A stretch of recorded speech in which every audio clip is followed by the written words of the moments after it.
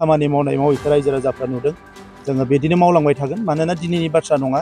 थांनाय प्राय 32 बोसोर जोङो समाजजोंनो दङ, फरायसा आफादाव दङमोन, बिनि उनाव फैनानै दायो राजखान्थियाव फैदों। दा बेवहाय बबेबा मोनसे समाव बबेबा मोनसे आगानाव हारिया खहा जानाय, समाजा खहा जानाय खामानिखौ जों मावाखै, मावनोबो हानाय नङा। राजखान्थिया जोंनि थाखाय गिदिर नङा। हारि आरो समाजनिख्रुइ राजखान्थिया मालाबाबो गिदिर जानो हाया।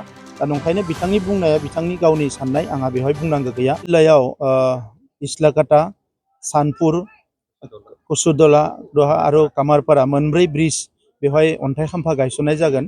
बे ओनसोलफ्राव पाक्कानि ब्रिज गैयामोन। रायजो राजाफ्रा जोबोद उसुबिदायाव थानांगौ जादोंमोन। दा खेबसेयावनो जोंनि आथिखालनि MP आरो आगोलनि जि MLA जयन्त बसुमतारी बिथांनि नाजानायाव बे ब्रिजखिनिखौ मोनबोनाय जादों। बेजों लोगोसे एप्रोच रडबो दङ। दा बे ब्रिजखिना लुजानायनि उनाव बे ओनसोलनि रायजो राजाफ्रा गावसोरनि हान्था मेला थांलाय फैलायखौ जोबोद मोजाङै खालामनो हागोन। बियो जोबोद बिसिनि जिउ खुंनायाव मोनसे गोरलै मोनसे परिबेस फैगोन बेखौ आङो सानदों।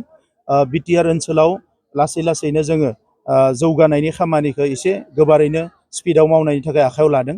सोलोंथाइनिफ्राय लानानै गुबुन गुबुन बिथिंफोरखौ आरो चिरां जिल्ला हिसाबै दिनै आगोलनि थासारिया गैला। गोजोन फैनाय लोगो लोगोनो चिरां जिल्लायाव सोलोंथाइया जौगादों, हान्था मेलानि बेबस्थाया मोजां जादों। चिरां जिल्लायाव आसाम माला रड मोननो हादों। चिरां जिल्लायाव स्टेडियाम लुगासिनो दङ। फारफ्रोमबो बिथिंनिफ्राय चिरां जिल्लाया जोबोद स्पिडआव जौगानो हमदों। दा बेनिखायनो आं रायजो राजाफोरखौ खावलायगोन बे थासारिखौ जाहाथे अराय सम लाखियो। जोंनि गेजेराव गोरोन्थि सानलायनाय बेबायदि माखासे थासारिफोरखौ जाहाथे फैफिननो होआ। जों बयबो मोजां थासारियाव आवगायलांनानै जोंनि ओनसोल, जोंनि माहारिखौ जौगानायाव जाहाथे बयबो खौसेयै खामानि मावो, आं बेखौनो खावलायगोन।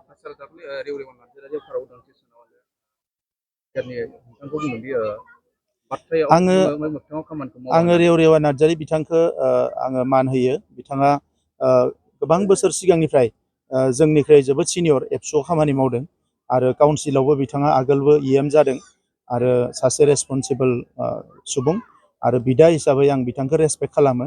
दा बिथाङा जिखौनो साननानै जि बुङानो मानो बेवहाय आङो जेबो बुंनो साना आरो आंनि खामानि मावनायखौ रायजो राजाफ्रा नुदों।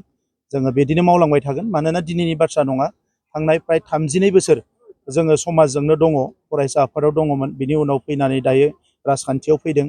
दा बेवहाय बबेबा मोनसे समाव बबेबा मोनसे आगानाव हारिया खहा जानाय, समाजा खहा जानाय खामानिखौ जों मावाखै, मावनोबो हानाय नङा। राजखान्थिया जोंनि थाखाय गिदिर नङा। हारि आरो समाजनिख्रुइ राजखान्थिया मालाबाबो गिदिर जानो हाया। दा नंखायनो बिथांनि बुंनाया बिथांनि गावनि साननाय, आंहा बेवहाय बुंनांगौ गैया।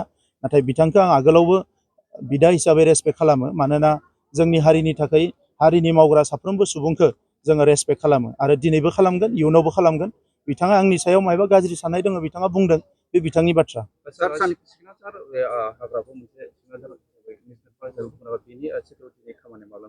थामजौ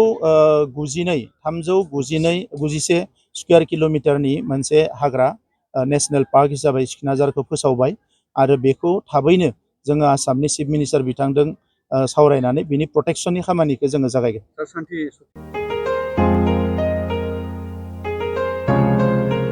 मोनसे फोसावथाय नोंथांमोननि थाखाय मोनसे गोजोनथाव खौरां लानानै फैदों।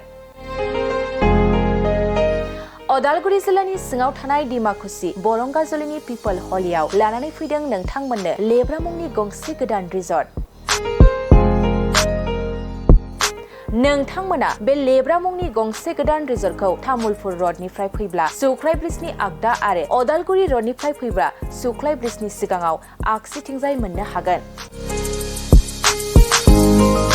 लेब्रा मुंनि गंसे गोदान रिजर्टआ नोंथांमोननो गोसोबायदि सुबिदा खालामनानै होनाय जादों। नोंथांमोना बे लेब्रा रिजर्टआव बर'नि गासै जाग्रा जामुंखौनो मोननो हानायजों लोगोसे बेवहाय नोंथांनि सुबिदा बायदि अर्डार खालामनानै जानो हागोन। जुदि नोंथांमोना तामुलपुरनिफ्राय अदालगुरिसिम थांनाय समाव ओंखामजों लोगोसे बायदिसिना जालांनो गोसो दंब्ला नैबे 8638879656 जानबुं नम्बराव कल खालामनानै सिगांग्रो अर्डार खालामहरनो हागोन।